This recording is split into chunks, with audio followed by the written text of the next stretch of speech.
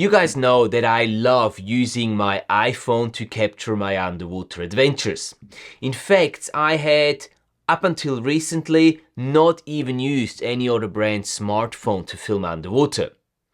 But then I had the chance to test out the Samsung S24 Ultra, take it on half a dozen of dives and get a first impression of how that smartphone performs underwater, specifically when we look at its filming capabilities. So in today's video, I will show you some sample footage that I've taken on those test dives, and I give you a bit of a first impression that I had when using the Samsung S24 Ultra to film underwater. Ready? Let's do this.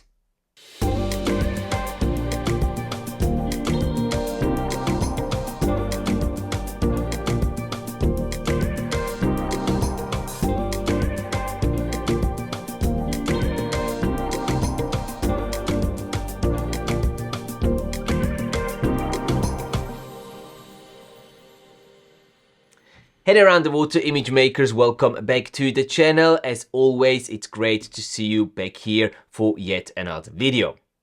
A few weeks ago, I was in Porto Santo, which is a neighboring island of Madeira. I was there for work. I was booked to cover an underwater photo and video competition that was held on the island. As I was discussing my exact role and what kind of footage they wanted me to capture with the organizing committee, we agreed that we were gonna try to capture all the underwater footage by just using our smartphones. And one of the reasons was because Divevolk was one of the main sponsors. Divevolk is the brand that makes the underwater smartphone housing with the only touch screen that is available on the market to date. And we just wanted to show that nowadays, with the quality of the cameras built into smartphones, you can actually use smartphones and capture professional grade imagery underwater. Now, another main sponsor of the event happened to be Samsung. And as they heard that we were trying to capture everything underwater simply using smartphones, they decided to send us a couple of their latest Samsung S24 Ultra smartphones. And suddenly we had a couple of these phones at our disposal, which was absolutely mind-blowing because none of us had ever used any Samsung phones before. We have all been in the Apple fan base for many years. So we were really excited to try out the S24 Ultra and see how it performs underwater and what you can get out of it in terms of especially video footage when using it in combination with the Divevolk housing underwater. Now, before I drag on too long here, you've come here to see some sample footage, I'm well aware of that. I'll show you plenty of sample footage that I've taken on about a half a dozen of dives that I did using the S24 Ultra inside the Divevolk C-Touch 4 Max. Let's have a look at that sample footage first, and then we'll talk a little bit about it right after that. Enjoy!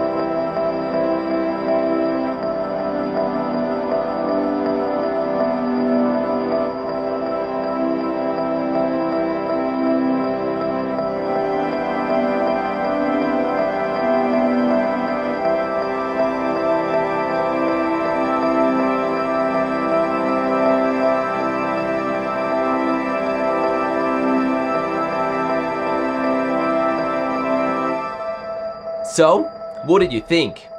I have to be honest, I have been quite impressed seeing the results coming out of the Samsung S24 Ultra. For a couple of different reasons. First of all, I think that the footage looks quite sharp. In some instances, actually, I think it's even sharper than the footage coming out of my iPhone 15 Pro Max, specifically when using the zoom lenses. Secondly, I really like the colors that come out of the S24 Ultra. Specifically when using it with video lights underwater, I think that the phone does create quite nice natural looking colors, and I was not expecting that at all. One thing that I noticed though is that happened on the one dive that I had my red filter on, that the Samsung S24 Ultra is somehow not a good friend or not in good relations with that red filter in front of the lens. On that one dive where I had the red filter on and I was using obviously ambient blue filters on my lights, the footage doesn't look quite as good. Another thing that I was positively surprised is how easy it is to work with the footage in post-production. And how easy it is to color grade and correct the footage without the footage actually falling apart. Now, I'm assuming that we're working with 8-bit footage here simply because Samsung is not advertising a 10-bit color depth for the S24 Ultra, or at least I have not seen that being advertised anywhere in any of the advertising materials that I've seen about the S24 Ultra. But in any case, whether that is 8 or 10-bit footage, it is actually really easy to grade and correct and to work with, and it's kind of a pleasure working with that footage. The only downside is that working on a Mac computer and trying to get footage from an Android phone onto a Mac computer can be a little bit of a hassle sometimes. You need like a special plugin, a little app that you need to download that acts as kind of your interface to get the footage down, and then the connection is not always working as it should. I ended up having to restart my computer every single time I wanted to import some footage because it just wouldn't recognize the device properly, and I don't really know what the reason was, but it worked in the end. But it was a bit of a process to get the footage off the phone and onto my MacBook Pro.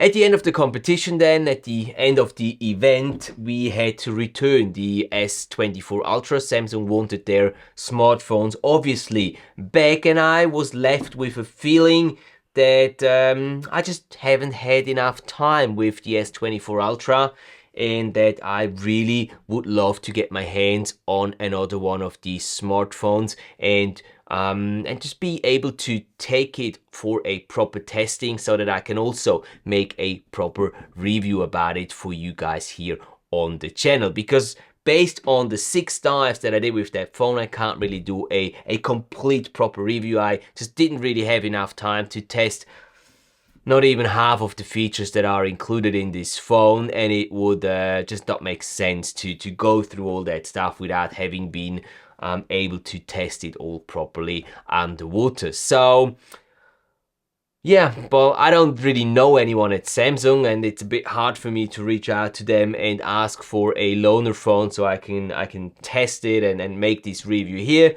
But who knows, maybe some of you guys know someone working at Samsung, or maybe Samsung you're watching yourself, and if that's the case, and if you would like me to create a review for you guys, then please get in touch with me and let me know if you'd be open to sending me a loaner phone of the S24 Ultra so that I can test it properly for a period of time and make a proper, solid and informative review that is hopefully going to be helpful for everyone out there in deciding whether the S24 Ultra is the right smartphone for your underwater adventures. And with this being said, we've reached the end of today's video. I hope it was useful to you and you were able to get something from it. If that's the case, then please do hit that like button and subscribe to the channel if you haven't yet, so you're not missing out on any future underwater video related content. Thank you so much for your time and for watching, guys. Keep capturing all those amazing underwater adventures of yours, and I look forward to seeing you back here on the channel in the next video. Take care, and I'll see you next week.